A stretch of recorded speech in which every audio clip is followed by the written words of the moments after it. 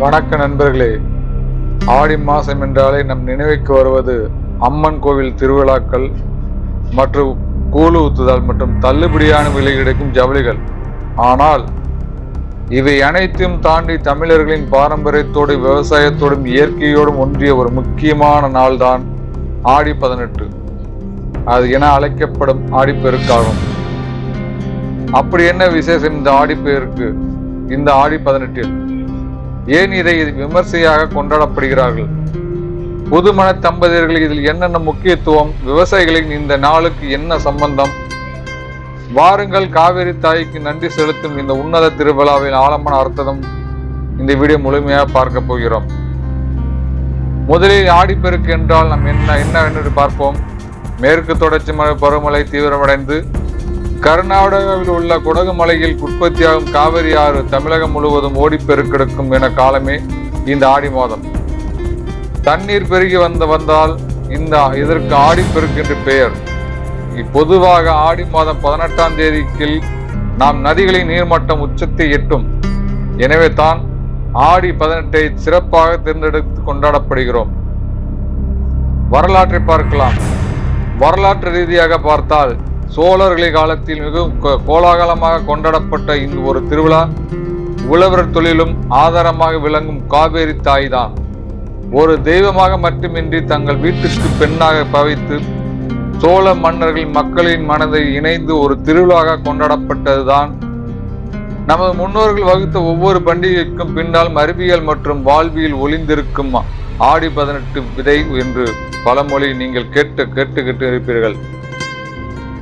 ஆடி மாதத்தில் தென்மேற்கு பருவமழை பெய்து ஆறுகளை நீர் பெருக்கெடுத்து ஓடுவதால் விவசாய நிலங்களும் தேவையான தண்ணீருக்கு தட்டுப்பாடு இன்றி கிடைக்கும். எனவே இந்நாளில் உழவர்கள் பணிகளையும் தொடங்கினார்கள். தை மாதத்தில் அறுவடை அமோகம் இருக்கும் என்பது விவசாயிகளின் நம்பிக்கை. விவசாயத்திற்கு ஆதாரமாக தண்ணீர் நன்றி செலுத்தும் ஒரு திருவிழாதான் இந்த ஆடிப்பெருக்கு. இது வெறும் நதிகளில் செய்யும் பூஜை அல்ல, நாம் உயிரை வாழ ஆதாரமாக இருக்கும் ஒட்டுமொத்த இயற்கையும் நாம் செய்யும் மரியாதையாகும். சரி, இந்த நாளில் மக்கள் எப்படி கொண்டாடப்படுகிறார்கள்?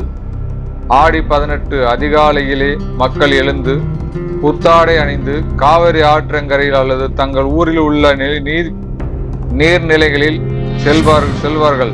அங்கு நதிகரையில் மண்டபம் போல அமைத்து காப்பரிசி அரிசி, அதாவது அரிசி வெல்லம் கலந்த ஒரு காப்பரிசி, பழங்கள், வெற்றிலைப்பாக்குகள், பூக்கள் ஆகிய வைத்து காவிரி தாய்க்கு பூஜை செய்வார்கள்.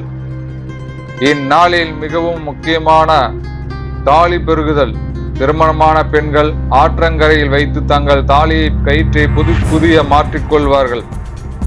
இதனால் தங்கள் கணவரின் ஆயுள் காலம் பெருகும், மங்களகரமான பல கூடுதலாக என்பதும் ஐதீகம். திருமணமாகாத பெண்கள் தங்களின் நல்ல கணவன் கிடைக்க வேண்டும் என்று வேண்டிக் கொண்டு கழுத்தை அல்லது கையிலேயோ மஞ்சள் கயிறை கட்டிக்கொள்வார்கள்.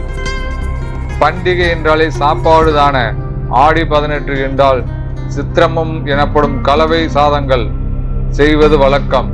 அதாவது புளியோதரை, எலும்பிச்சை சாதம், தேங்காய் சாதம், தயிர் சாதம், சர்க்கரை பொங்கல் என விதவிதமான உணவுகளை தயார் செய்து ஆற்றங்கரையில் குடும்பத்துடன் மற்றும் நண்பர்களுடன் அமைதியாக உட்கார்ந்து உணவு அருந்துவதும் ஒரு பழக்கமாக இருந்து வந்தது. இன்று நம் ஆடிப்பெருக்கு அடுத்து அடுக்குமாடி குடியிருப்புகளில் தண்ணீர் குழாய்கள் வழியே வரும் தண்ணீர்களை மஞ்ச பூசி கும்பிடும் நிலை வந்துவிட்டோம். ஆற்றில் தண்ணீர் இல்லாதாலும் பல நீர்நிலைகள் ஆக்கப்பட்டு விட்டதாலும் முந்தைய கால உற்சாகம் இந்த கொஞ்சமாக குறைந்து வருவது என்பது கசப்பான உண்மையாகும். நாம் முன்னோர்கள் நீரை தெய்வமாக மதித்தார்கள். ஆனால் இன்று நாம் நீர்நிலைகளை குப்பை கூடமாகவும் சாக்கடை கலவும் இடமாகவும் மாற்றிக்கொண்டு வருகிறோம். ஆடிப்பெருக்கு நம்ம சொல்லி கொடுக்கும் மிகப்பெரிய பாடம் நீர் மேன்மையை மற்றும் இயற்கையை போற்றுதலாக நதிகளின் தூய்மையான வைத்துக் கொள்வதும் மழை நீர்களை சேகரிப்பதும் தான் நம் அடுத்த தலைமுறைக்கு கொண்டு செல்லும் உண்மையான ஆடிப்பெருக்கு பாசமாகும். இயற்கை அன்னை நம்மை வாரி வழங்குவது அதற்கு நன்றி செலுத்தும் விதமாக அமைந்த இந்த ஆடிப்பெருக்கு அதன் உண்மையான அர்த்தம் புரிந்து கொண்டோம். இயற்கையை பாதுகாப்போம், நீர் வளத்தை பெருக்குவோம். அனைவருக்கும் இனிய ஆடிப்பெருக்கு நல்வாழ்த்துக்கள். இந்த வீடியோ பிடித்திருந்தால் லைக் பண்ணுங்க, ஷேர் பண்ணுங்க, சப்ஸ்கிரைப் பண்ண மறந்துடாதீங்க. நன்றி, வணக்கம்.